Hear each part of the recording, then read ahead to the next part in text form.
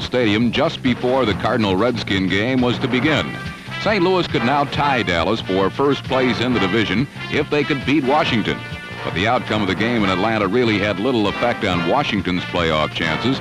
The Redskins had to beat St. Louis to stay alive. It was as simple as that. However, it was the Cardinals who struck first. Jim Hart's pass to Terry Metcalf covered 48 yards, a typical St. Louis scoring play. Looking at it again reveals that Hart sent J.V. Kane in motion right, then circled Metcalf left where he was one-on-one with linebacker Chris Hanberger, who never had a chance.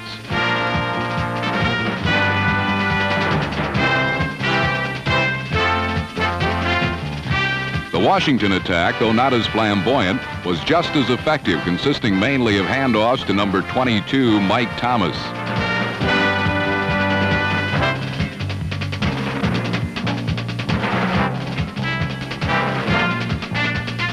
Thomas would rush for 40 yards in the first quarter and very nearly tied the game from 30 yards out.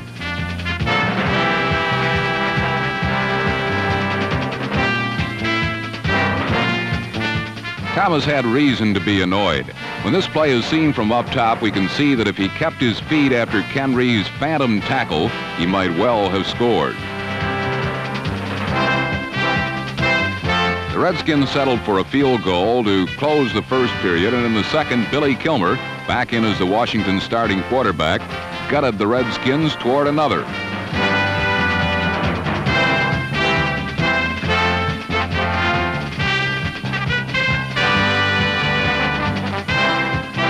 Mark Mosley's second field goal brought the score to 7-6 and closed the first half scoring, as the Cardinal high-potency attack was in need of some Geritol.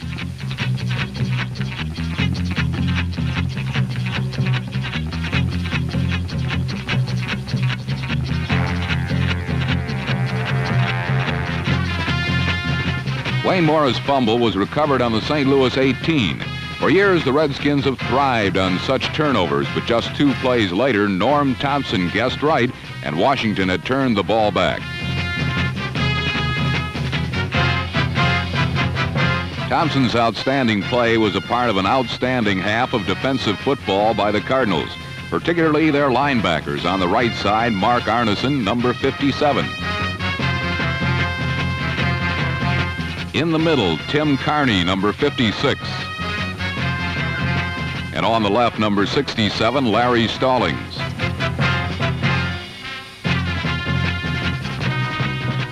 Coming up fast and pursuing well, the Cards held the Skins without a touchdown.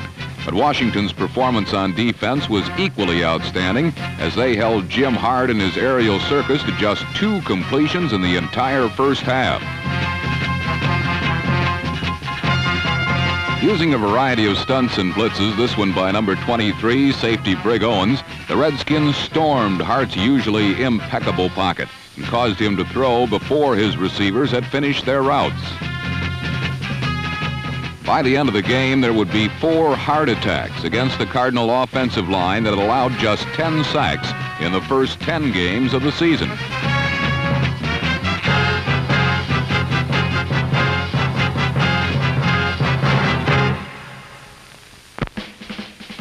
In the second half, the Cardinals used some inadvertent razzle-dazzle to try and snap out of their first half sleepwalk. Morris' pass back to Hart was illegal, as there can be only 1 forward pass on any play. But his heads-up, although dangerous toss, saved the Cardinals 2 points. Had he not gotten rid of the ball, Brad Dusick would have had him for a safety.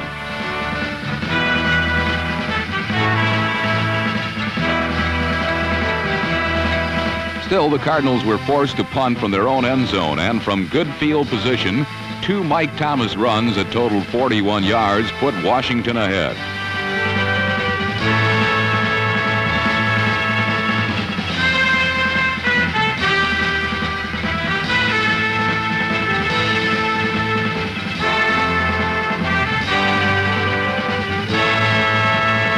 Looking at Thomas' 22-yard run from the end zone reveals that Kilmer sent Roy Jefferson in motion.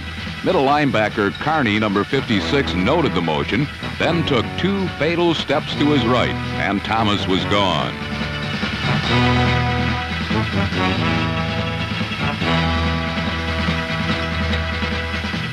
Thomas' score put the Redskins ahead for the first time in the game, 13-7, and brought his rushing total to 139 yards in less than 3 quarters. And as the third quarter came to a close, Kilmer very nearly put the Cardinals in a deep hole with a pass to Frank Grant.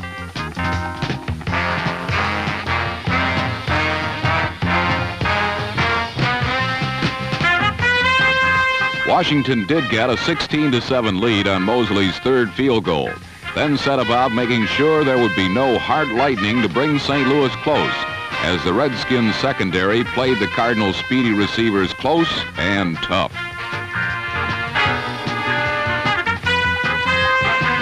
Going into the fourth quarter, Hart had only 3 completions in the game, none to bombster Mel Gray, and on their first possession of the final stanza, St. Louis was forced to punt. It turned out to be a blessing. Ed Brown, who had burned the Cardinals with a 71-yard return in the Monday night muck, fumbled right into the hands of Gary Hammond.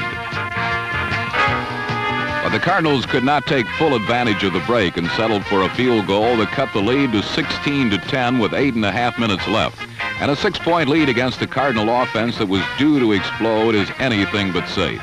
What the Redskins needed was a time-consuming drive. And with Mike Thomas on fire, Washington appeared ready to quickly end the suspense.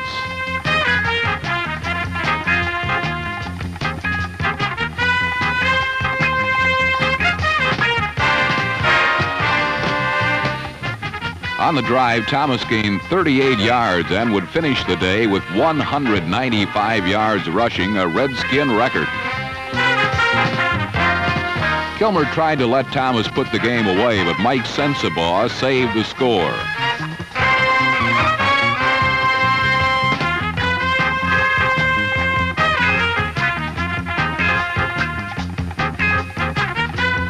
Thomas was disappointed in his hands, but he needn't have been. His legs had carried the Redskins all day and had set up a 33-yard field goal try by Mosley that could ice the game.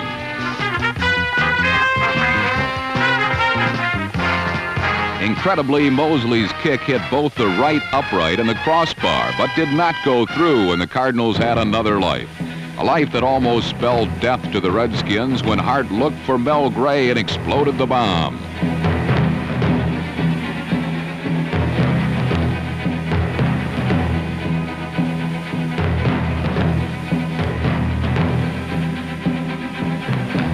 The play gained 43 yards to the Washington 11, but the St. Louis Cats had used up their 8th life. 2 plays later, Hart was intercepted, and their 9th life consisted of 95 seconds and 65 yards to go for the winning score.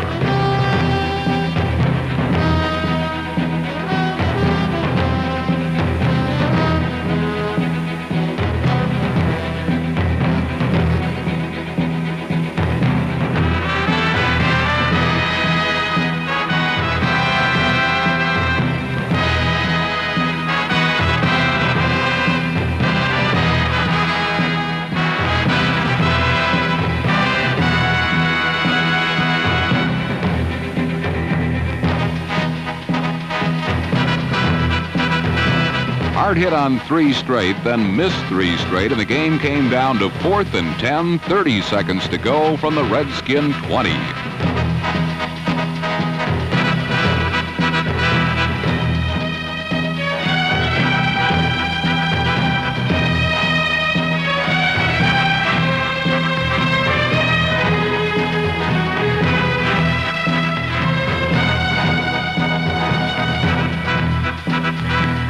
Hart's pass to Terry Metcalf really never had a chance, and the Redskins had hung on for a 16-10 victory.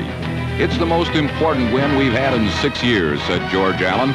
It was a team victory, 43 men who played their hearts out. A loss would have finished the Redskins for 1976, but they're now very much alive as the NFC East Division has a dogfight again. Dallas 9-2, St. Louis 8-3, Washington 7-4 with 3 games to go.